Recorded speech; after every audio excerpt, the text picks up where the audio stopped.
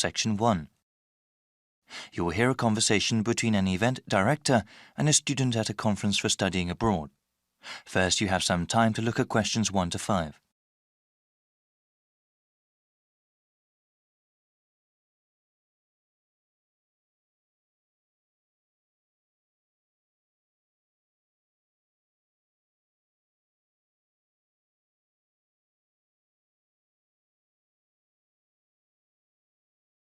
You'll see that there is an example, which has been done for you. On this occasion only, the conversation relating to this will be played first. Hi there, how are you? I am glad that you came to the convention today. We have a lot of schools here today talking about study abroad programs. You can talk to them and find out which program works best for you. We also have a presentation called How to Prepare for University Studies. The event is called How to Prepare for University Studies, so that has been written in the space. Now we shall begin. You should answer the questions as you listen because you will not hear the recording a second time. Listen carefully and answer questions 1 to 5. Hi there, how are you? I'm glad that you came to the convention today. We have a lot of schools here today talking about study abroad programs. You can talk to them and find out which program works best for you. We also have a presentation called How to Prepare for University Studies. I recommend that you attend. The presentation starts at 9 a.m. and it will help you understand what you need to do before you go to university. It will take place in the Blue Room. Oh, the Blue Room? Where is that? Let me explain the schedule first. Then I'll tell you about where the events are. Okay, thanks. Yes, so the conference organizer will talk about 30 minutes telling you how to prepare for university-level courses. They can be very tough for new students. He will also talk about the special needs of international students. They have a different set of issues to deal with than students from the home country. So you said that was in the Blue Room? Yes, that's right. And after that, you can go into the conference room at 10 o'clock. What is happening there? That's where the booths are. Booths? What kind of booths? One for each school, grouped into sections. People from each individual school will be able to give you information about different kinds of programs abroad. Before you hear the rest of the conversation, you have some time to look at questions 6 to 10.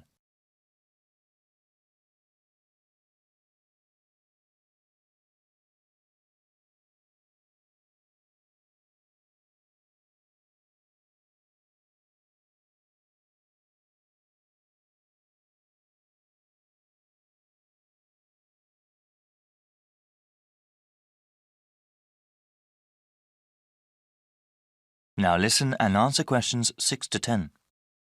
Okay, so how do I get around the conference room? Right, let me tell you about how to get there first.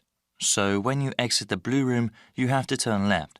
Walk until you get to the end of the hallway and you'll see 2 doors on both sides of you.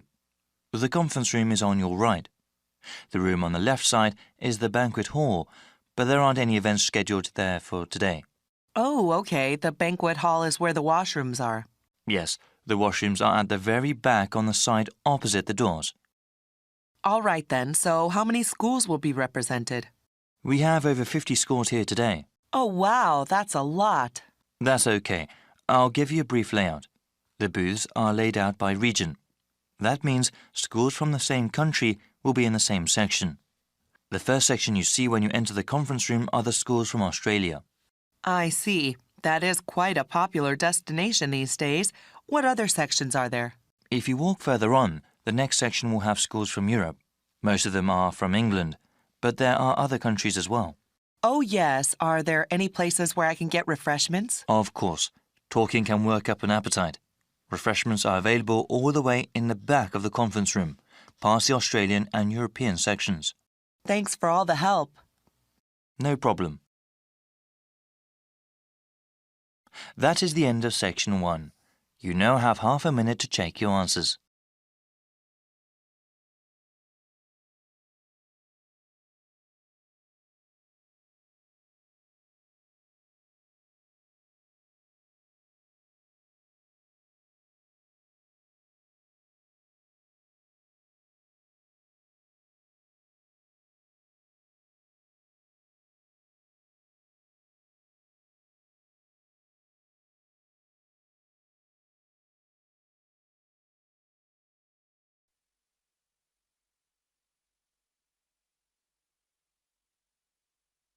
Now turn to Section 2.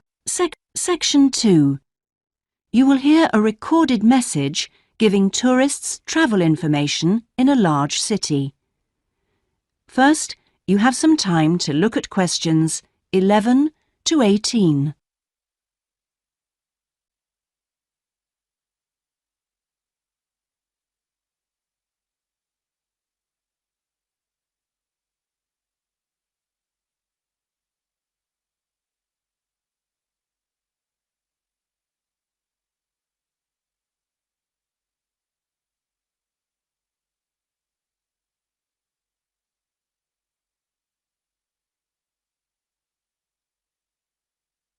Now listen carefully and answer questions 11 to 18. Thank you for calling the tourist line. There are many different ways of getting round the city, and we'd like to suggest some you may not have thought of. How about a city trip by boat? There are 4 main stopping points. From west to east, Stop A, Greenbanks, Stop B, City Bridge, Stop C, Roman Landing, and Stop D, Newtown. You can find the main booking office at Stop A. The first boat leaves at 8 a.m. and the last one at 6:30 p.m. There are also many attractions you can visit along the river. At Stop A, if you have time, you can visit the fine 16th century palace here, built for the king, with its beautiful formal gardens. It's very near the booking office. Now you can enjoy every corner of this superb residence. Stop B. Why don't you visit Tower Restaurant with its wide range of refreshments? This is a place where you can sit and enjoy the wonderful views over the old commercial and banking centre of the city. Stop C is the area where, in the 1st century AD, invading soldiers crossed the river. This was much shallower than it is now. That's why this area is called Roman Landing. There's an interactive museum to visit here, with a large shop which has a good range of local history books. At the furthest point of the trip, Stop D, the most exciting place to visit is the new entertainment complex with 7-screen cinema, bowling alley, and video games arcade. Before you hear the rest of the message, you have some time to look at questions 19 and 20.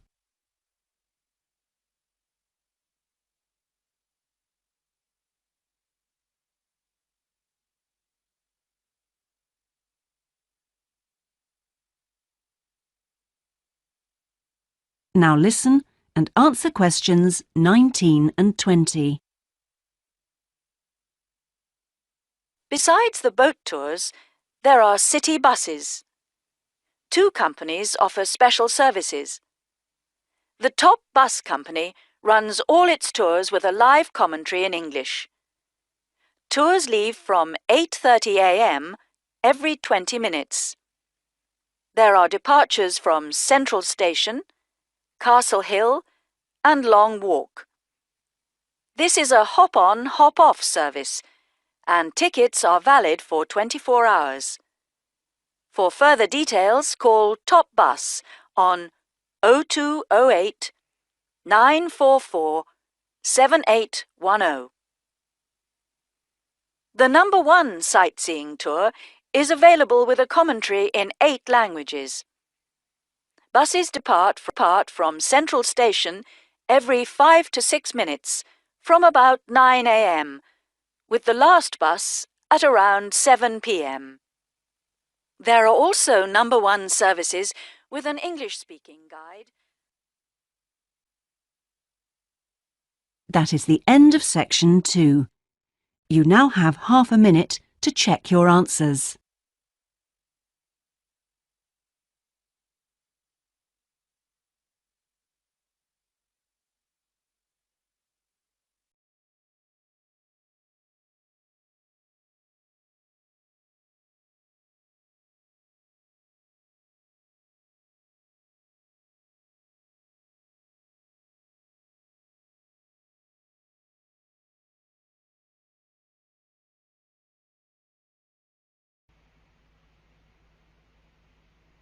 Now turn to Section 3. Section 3. You will hear a conversation between two students, Lynn and Robin, who are discussing an assignment. First, you have some time to look at questions 21 to 30.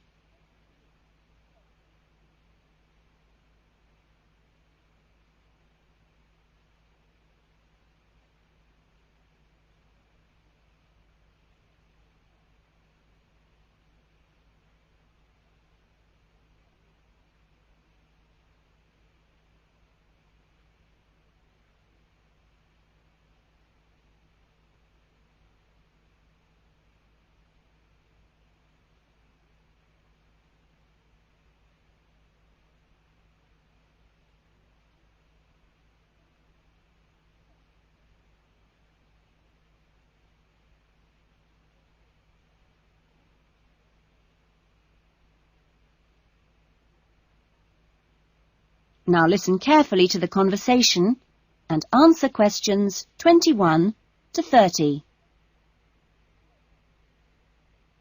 That essay we have to write, the one on how children learn through the media, how are you planning to write it? Well, I've given it some thought, and I think that the best way to approach it is to divide the essay into two parts. First of all, we'd have to look at some examples of each type of media. Yes, what they are. Then we could describe how we can use each medium so that children can learn something from each one. Exactly.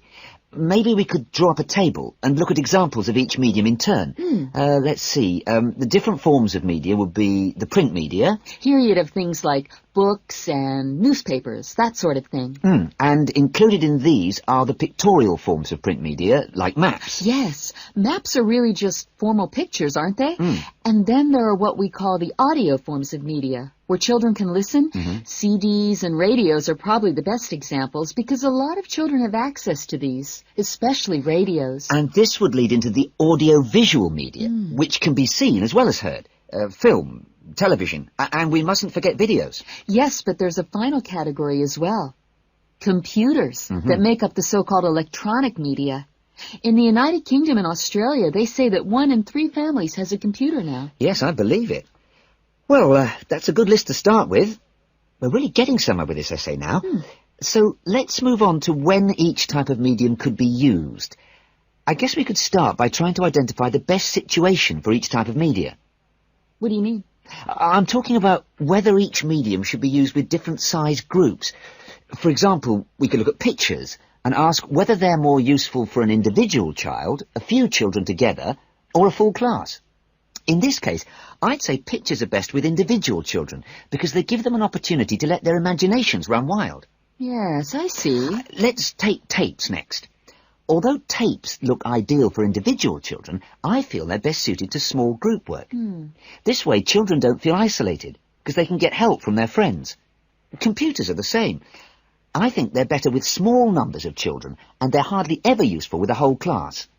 Videos, however, are ideal for use with everyone present in the class, especially when children have individual activity sheets to help them focus their minds on what's in the video. And what about books? What would you recommend for them? Books are ideal for children to use by themselves. I know they're used with groups in schools, but I wouldn't recommend it. Other pictorial media like maps, though, are different. I'd always plan group work around those. Give the children a chance to interact and to share ideas. I agree. Teachers often just leave maps on the wall for children to look at when they have some free time. But kids really enjoy using them for problem solving. Yes. Different people have different ideas, I suppose. Yeah, and different teachers recommend different tools for different age groups. That is the end of Section 3. You will now have half a minute to check your answers.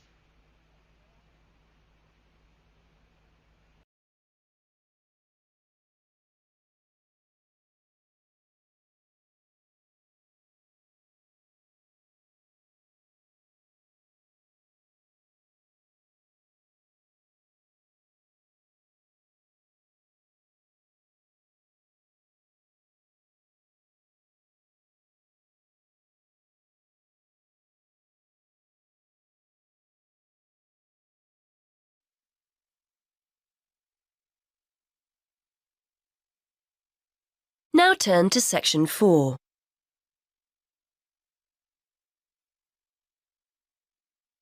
Section 4. You are going to hear a lecturer giving a talk about whale migration.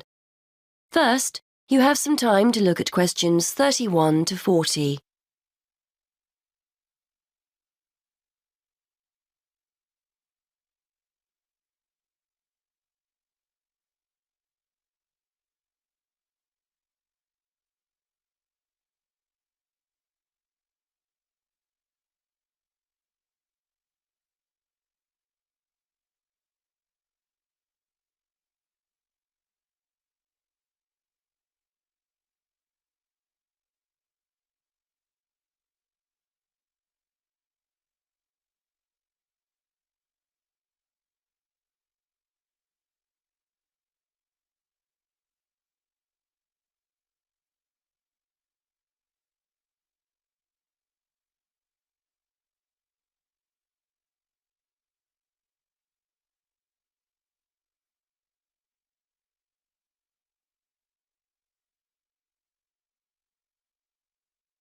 Now listen and answer questions 31 to 40.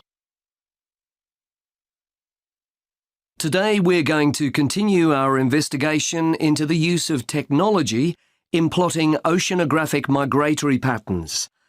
And I'd like to focus specifically on creatures that we didn't even realise existed until very recently. Pygmy blue whales. In particular, I'd like to talk about a high-tech method of tracking that researchers have used to find out more about these creatures. Pygmy blue whales, which are one of several subspecies of blue whales, spend their lives in the vast expanses of the Indian and Southern Pacific Oceans. They were first identified as a distinct subspecies in 1966. Before then, they were probably confused with the Antarctic or true blue whale, so it's only recently that researchers have started to learn about them and their migrations to and from their breeding and feeding grounds.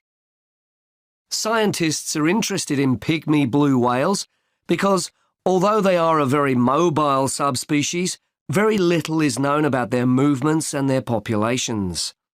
Large-scale movements of whales are particularly hard to study, and what we do know about pygmy blue whales, we've mainly learned from examining whaling records. There are several populations of pygmy blue whales in the southern hemisphere and two main feeding grounds off southern and western Australia. Scientists were interested in testing their hypothesis that the pygmy blue whales feeding off Western Australia migrate to Indonesia to breed. To track the whales' movements, researchers made use of something called satellite telemetry. This refers to the use of a satellite-linked tag attached to a whale. When the antenna on the whale breaks the surface of the water, the tag communicates with a satellite system. The location of the whale can be determined when multiple satellites receive the tag's transmissions, much like how the navigation system works on a mobile phone. Researchers receive this location data in almost real time via the project website, which allows them to track the movement of the tagged whale from many miles away. The use of these tags has enabled researchers to discover that pygmy blue whales do indeed travel northwards from the west coast of Australia in March and April, reaching the warmer breeding grounds of Indonesia in June. They remain there until September, at which time they then return to Australian waters. In addition to identifying the migratory pattern of this particular population of pygmy whales, research has also shone new light on the whales' feeding patterns. It's usually assumed that whales go without food outside of the summer, when they leave their feeding grounds. But interestingly, the pygmy blue whales studied travel from productive feeding grounds off Western Australia to productive areas in Indonesia, and therefore probably still have the opportunity to feed whilst they're in their breeding grounds. It is hoped that mapping the migratory movements of the pygmy whales will help conservation efforts for these endangered animals, and the study has enabled researchers to identify specific conservation issues. For example, The migratory routes of pygmy blue whales correspond closely with shipping routes. Consequently, researchers are keen to monitor whether this has any negative effects on the whale's behaviour. Baleen whales, these are whales that use filters to feed, not teeth, use sounds to communicate and to gain information about their environment. Clearly, as pygmy blue whale movements correspond to shipping routes, there is potential for the noise generated by ships to affect communication and hence social encounters and feeding. Previously, researchers could only hypothesise that pygmy blue whales occupying Western Australian waters travelled into Indonesian waters. Now that this hypothesis has been borne out by evidence, conservation efforts can be undertaken in a wider area than just Australian waters. However, scientists aren't stopping here. A question mark still remains over the movements of the pygmy blue whales that utilise the feeding grounds further south, off the southern coast of Australia. Genetic evidence indicates that there is a mixing taking place between the population of whales in the feeding grounds of Western Australia and the population further south. Researchers are keen to discover whether the pygmy whales from the southern feeding grounds follow a similar migration route to those from the west coast, or whether they migrate to the subtropical region to the south of Australia. As a result, there are plans to tag the pygmy blue whales further south in order to find out whether they move through the same areas as the western population and are therefore exposed to the same risks. That is the end of section 4. You now